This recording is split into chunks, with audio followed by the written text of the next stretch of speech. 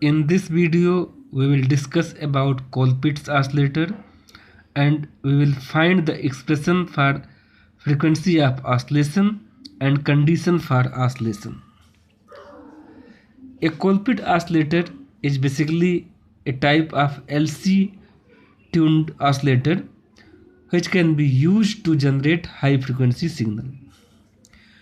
This figure shows the basic circuit diagram of Colpitt oscillator. As shown here, a parallel tank circuit made by an inductor with series combination of two capacitors C1 and C2 is used, and this LC tank circuit is connected with collector and base of a transistor. This LC tank circuit is connected between collector here and base of this transistor.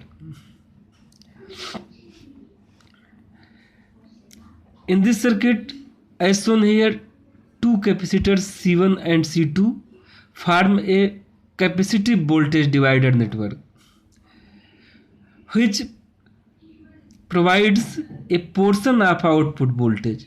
Output voltage means the voltage across the inductor. So a portion of output voltage is feedback to the emitter of a transistor by this capacitive feedback network formed by capacitor C1 and C2. This figure shows the equivalent circuit of Colpitt oscillator which is shown here. In equivalent circuit, this transistor has been replaced by its hybrid pi equivalent model. Here, at the place of transistor, its hybrid pi equivalent model is used in the equivalent circuit, and this hybrid pi model is indicated here in the dotted box. We will analyze this circuit to find the frequency of oscillation and condition for oscillation. Here V pi is the voltage between base and emitter of the transistor, means VBE. V pi will appear in parallel with capacitor C2. So we can find the current flowing through this capacitor by dividing voltage across it, means V pi upon impedance of this capacitor. Impedance of this capacitor is 1 upon SC2. So current will be V pi upon 1 upon SC2. Means current conduction through capacitor is equal to SC2 pi. Which from this equivalent circuit, it is clear that the current flowing through this inductor L will be same as the current flowing through this capacitor C2. So current through the inductor IL equals V pi C2, which is same as the current flowing through this capacitor C2, V pi SC2. And voltage across this inductor can be written as VC, voltage at collector, VC minus VB. So VC minus VB equals voltage across the inductor, and this voltage can be written as current through the inductor IL and impedance of the inductor SL. So we can write VC minus V pi equals, and at the place of IL write its value V pi SC2. So V pi SC2 into SL. After simplification, it will be S square L C2 V pi.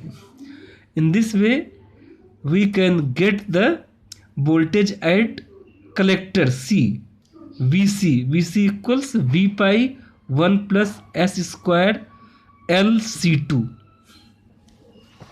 Voltage at this point VC is V pi 1 plus S square L C2. Consider the node C. Here the current flowing through capacitor C1, the current flowing through resistance R, and this current source GMV pi, and current flowing through inductor L, all are outgoing current. So we can write KCL for node C in this way: VC upon 1 upon SC1. This is the current flowing through capacitor C1. VC upon R. This is the current flowing through resistance R. GM V pi. Current flowing due to the current source, dependent current source GMV pi. And SC2V pi. Current flowing through inductor L. All are outgoing current, so addition of these currents will be equal to 0. After simplification, we can write VC in bracket SC1 plus 1 upon R plus SC2 V pi plus GM V pi equal 0. Now we will simplify this expression. After simplification, we can write V pi in bracket SC2 plus GM plus 1 upon R plus SC1 1 plus S square LC2 equals 0. And this expression will be 0 if V pi equals 0 or this expression equals 0, or both V pi and this expression is 0. But to start oscillation, V pi cannot be 0. V pi is the VBE, voltage between base and emitter. So for oscillation, this voltage cannot be 0. V pi will not equal to 0. Hence, the second term SC2 plus GM plus 1 upon R plus SC1 1 plus S square LC2, it should be equal to 0. So we will write this expression and we will equate this equal to 0. Simplify this, and after simplification we can write S cube plus LC1 C2 plus S square LC2 upon R plus S C1 plus C2 plus GM plus 1 upon R equal 0. Now put the value S equals j omega in this expression. At the place of S, we will write S equals j omega, and we will place at every place of S equals j omega. After simplification, we will get Gm plus 1 upon R minus omega square LC2 upon R plus j omega C1 plus C2 minus omega cube LC1 C2 equals 0. To start oscillation, both real and imaginary part of this expression should be 0, because this expression contains a real part, this Gm plus 1 upon R minus omega square LC2 upon R, and an imaginary part, this omega C1 plus C2 minus omega cube LC1 C2 equals 0.